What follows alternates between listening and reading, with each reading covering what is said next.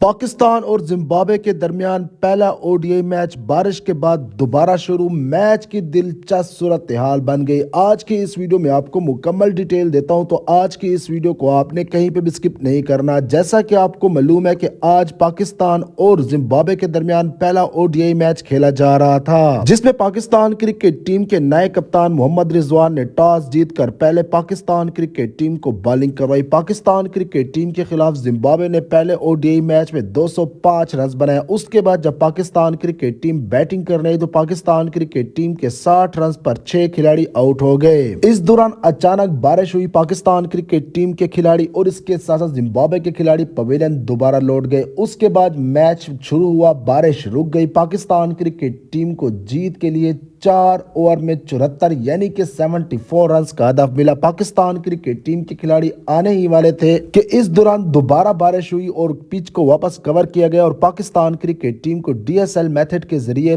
80 رن سے شکست ہو گئی۔